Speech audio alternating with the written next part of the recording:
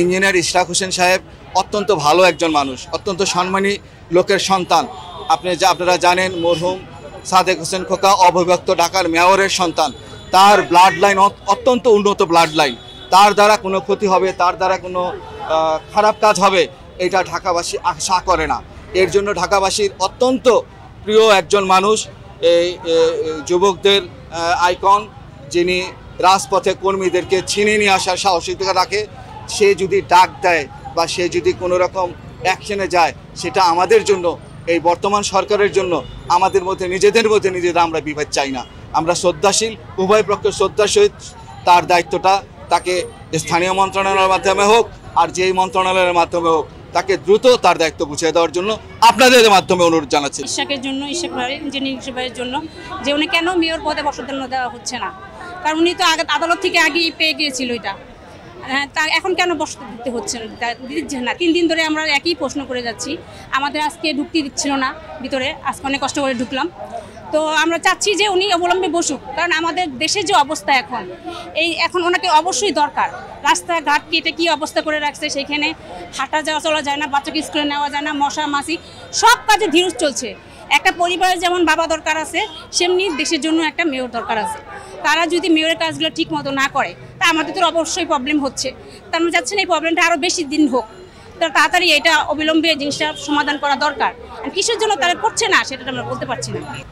আমাদের মরহুম সাদেক হোসেন খোকা আমাদের ঢাকা মহানগর দক্ষিণের নগরপিতা ছিলেন। তারই উত্তরসূরি, তারই প্রতিচ্ছবি আমাদের ঢাকাবাসীর গর্ব, আমাদের জনতার মেয়র ইঞ্জিনিয়ার ইশরাক।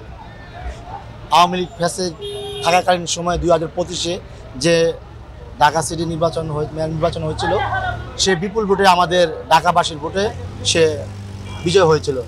কিন্তু আওয়ামী লীগ দোসর এই শেখ হাসিনা তাকে বিজয় হতে, তার রায়কে সে ছিনিয়ে নিয়ে তারই ভাইগনা বা ভাতিজা তাকে সে এই নগরের দায়িত্ব দিয়েছে। আমি মনে করি স্বাধীনতার পরে এই নগরে সবচেয়ে থেকে এক নয়নতন্ত এবং দুষ্কারিতে ছিল এই মেয়র তাপস। আমরা ঢাকাবাসী তার অত্যাচারে, তার জুলুমে আমরা কোনো সুযোগ সুবিধা পাইনি। যে কোনো সেক্টরে গেলে আমরা অবহেলিত হয়েছি। প্রতিটা সেক্টরে এই তাপস তার প্রভাব, তার বিস্তার চালিয়েছেন। আমরা চাই, যেহেতু আমাদের মহামান্য কোর্ট রায় দিয়েছেন আমাদের মেয়রের পক্ষে, তাকে যেন নগর পিতা হিসাবে শপথ পড়ানো হয়। আমরা চাই আপনাদের মাধ্যমে অতি সত্ত্ব যাতে এই নগর পিতা হিসাবে আমরা ঢাকা দক্ষিণবাসী তাকে দেখতে পারি। এবং বর্তমান কিছু আওয়ামী লীগের দোসর কিছু মন্ত্রণালয়ের দায়িত্বে আছে, তাদের ইশারায় এগুলো ঘটাচ্ছে এবং হচ্ছে। আমরা আপনাদের মাধ্যমে জানিয়ে দিতে চাই, আপনারা এখনো সময় আছে, আপনারা সাবধান হয়ে যান। রান্নাঘর না হোক কান্নাঘর, গাজী কিচেন হুড স্বাচ্ছন্দ্যময় রান্নাঘরের বিশ্বস্ত সঙ্গী। তাকে আমরা এখানে তার দায়িত্বটা তাকে আমরা বুঝাতে চাচ্ছি যে আমাদের উপদেষ্টা ডক্টর যে ইউনূস সাহেব এটা উচিত যে ওনার এটা মূলত আমাদেরকে জিনিসটা মেনে নেওয়া উচিত। জনগণকে এমন হেনস্থা না করে তার নিয়ম, তার যে কর্তব্য, যার যে দায়িত্ব, সেটা তাকে বুঝা দেওয়া উচিত। নির্বাচন অব্যবস্থাপনা, ভোট কাটছাট থেকে শুরু করে এমন কোনো দুর্নীতি নাই যেটা আওয়ামী সরকার করে নাই। সেই গণমানুষ কিন্তু ইঞ্জিনিয়ার ইশরাক হোসেনকেই ভোট দিয়েছিল, কিন্তু সেই আওয়ামী সরকার তাকে মেয়র নির্বাচিত না করে আওয়ামী লীগকে মেয়র নির্বাচিত করে। কিন্তু পরবর্তী 5 আগস্টের পরে আমাদের যে আশা আকাঙ্ক্ষা ছিল, আমরা চেয়েছিলাম এই সরকার অন্তত আমাদের দাবিগুলো পূরণ করবে, কিন্তু এই সরকারও আমাদের সাথে বৈষম্য করা শুরু করেছে।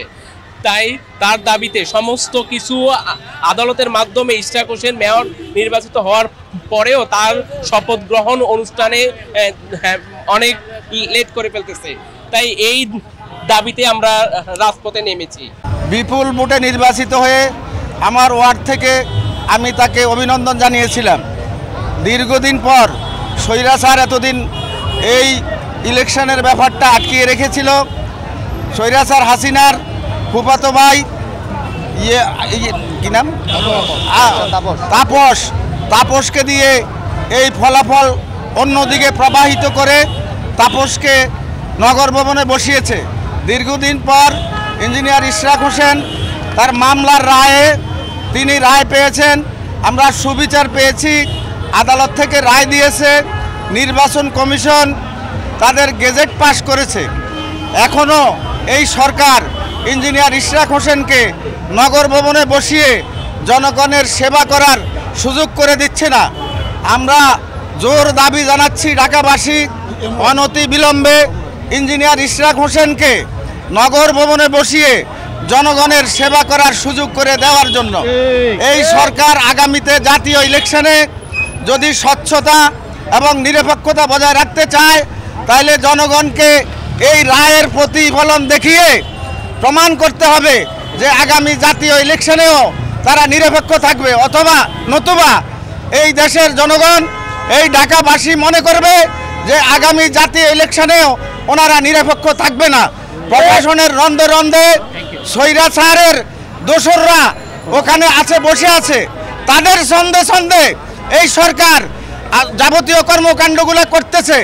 আমরা এগুলা মানি না, আগামীতে ঢাকাবাসীও মানবে না।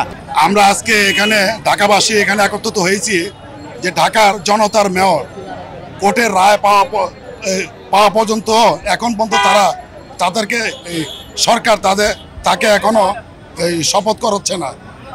কারণ আমরা নগরবাসী এমন একটা অধিষ্ঠিত ভিতরে আছি যে এটা ভাষা প্রকাশ করা যায় না। যেমন দেখেন আপনি এই ঝড় বাদলের দিন আসছে, প্রতি এলাকার ড্রেনেজ ব্যবস্থা অনেক খারাপ হয়ে আছে এবং রোড গার্ডে জলবদ্ধতা হয়ে আছে। যদি 2-1 দিন বৃষ্টি হয় ঢাকা সিটিতে কোমর পানি হয়ে থাকবে। যদি আপনি জনতার মেয়রের হাতে দায়িত্ব না দেন তাহলে এই কাজ কে করবে?